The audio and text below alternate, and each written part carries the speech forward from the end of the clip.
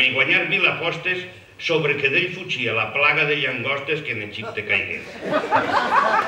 Ara són dos ancianes de l'Inserso vingudes a les quals se'ls pregunta qualsevol d'estrellat. I les dos, ben caldoses, en ses pells premudes, com ja es trobaven elles a punt i previngudes, li fan tot un relat. Després serà un mecànic del barri de Ruzafa, un jubilat del Carme, un peluquer d'emplom, alguna oficinista que té coll de jirafa o algú que ha sigut víctima d'una flagrant estafa sense saber ni com.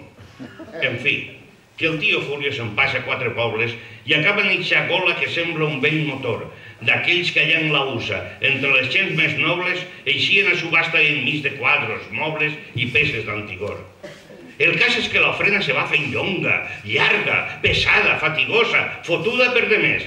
I mentrestant el Julio, en eixa veu amarga, encara més la estira, li trau el suc, la allarga fins que no podia més.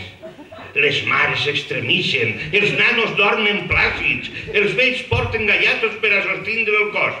De quan en quan el públic regala beneplàcids per mig d'ovacions mortes, fruit de sos braços flàcids que estan sense pegar mos. En fi, eixa és l'ofrena que el rècord se marcara, eixa llest periodista que en la carxofa va mostrant tindre una jeta, millor si llitja és cara, que ausades que la gasta des que s'inventara que era un bon valencià. És que no ho és? Sens dubte preguntarà la penya. Millor que en ple directe conteste l'al·ludit. Que jo recorde etapes en què mostrar una ensenya d'una falla novella de Catalina Senya que se'ns clavà en el pit. Me'ls compareix que l'home canvià de vestimenta i se'n passà a enrolar-se als uimentats blaverts, festeixem tots en ganes el hui que nos presenta a un Julio Tormo esplèndid que a usades dona espenta als temes més fallers. I aquell rècord magnífic que es queda en el record per a futures penyes que ho puguen tindre cru i que l'anel de falles els vaig entrant ben fort per a que cap malaje pugui emportar-se a l'hort a qui ens soncor les dur. Celebrem eixe event de forma sana, que fer-ho aixina és tal com Déu ho mana.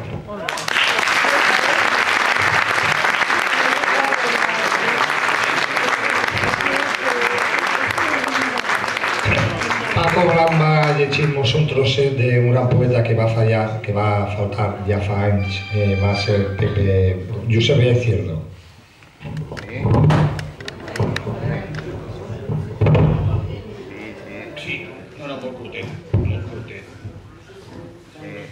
Si uno té l'honor de conèixer aquestes persones, jo a més d'això no vaig tindre la satisfacció de que fora component de la meva falla.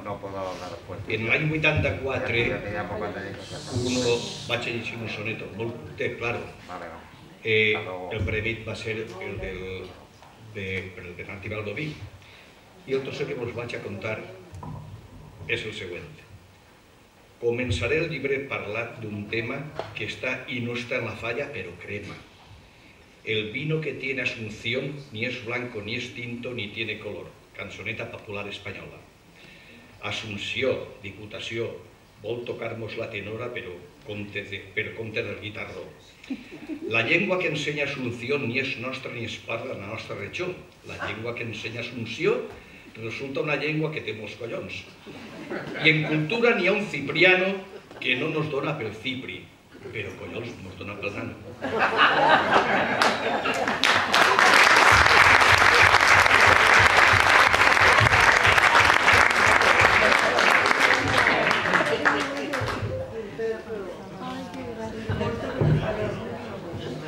Alfons Ramons, i suposo que anirà abans anava, no?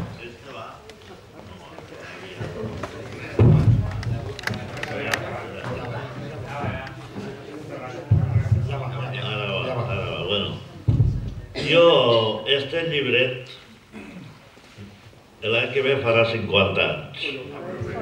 Vol dir que el personal s'haurà de situar en l'any 59, que és quan vaig jo escriure este llibret.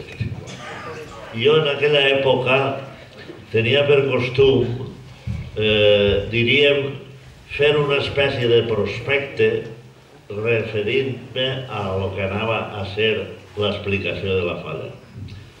I esta falla era el remà de la falla era una crià, d'aquelles que duien còfia, però en aquest cas duia coroneta, duia una coroneta, i anava vestida d'uniforme en el levantalet blanc i tal, però estava en un silló real, i la corona. Bueno, jo el prospecte que vaig fer per al públic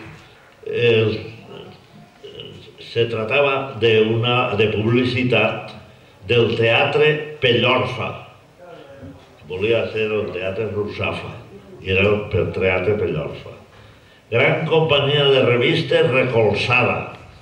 La colzada era la d'això. Primeríssima vedet, supervedet, la Engràcia del Palancar. Era la Gràcia Imperio, la Engràcia del Palancar. Primer actor i director, Tufito de Abadejo.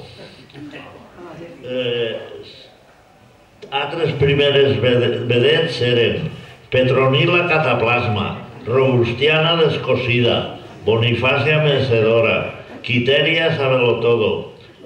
El actor còmic era Empere del Principal, no sé qui era, però és igual. L'actriu de caràcter, na Filomena del Segon. I després venia Cos de Ball. 40 sacs de bicetibles faran de cos. De cos de ball, vull dir, no...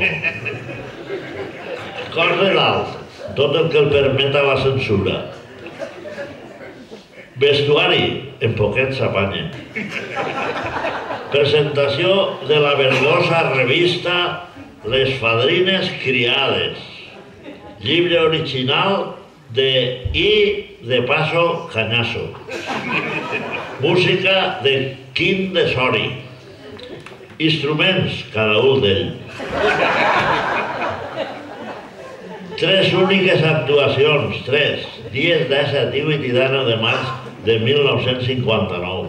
Sessió contínua. Empresa Fèlix Piscueta Ciril Amorós, que era la paga. Nota, taquilles obertes a tota hora. Només vaig a llegir el preludi, que és cortíssim, i diríem el tema principal.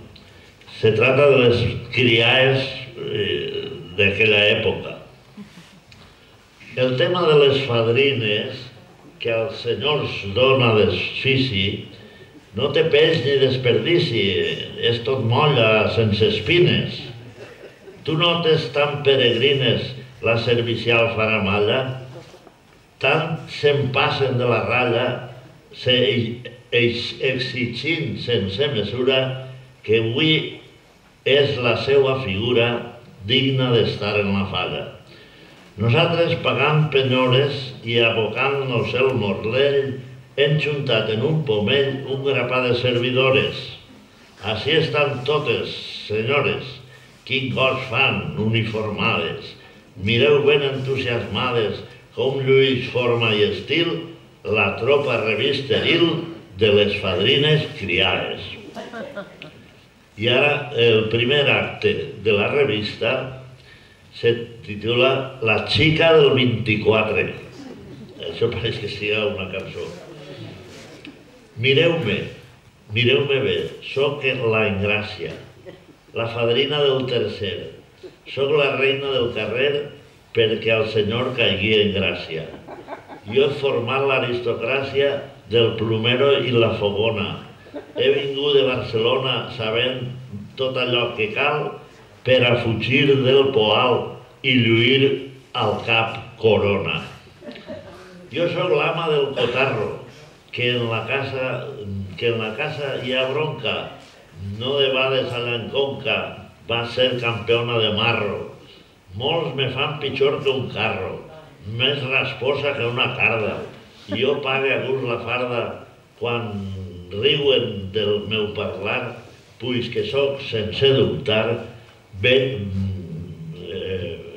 toll de gramàtica parda. Són la que cobra molt més que un futbolista de fama, fíjate en aquell en 59. La que cama sobre cama se cansa de no fer res. La que té un siriot encès al bon pare Sant Antoni buscant nòvio i matrimoni.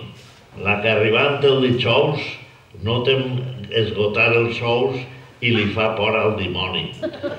Jo soc qui viu com un rei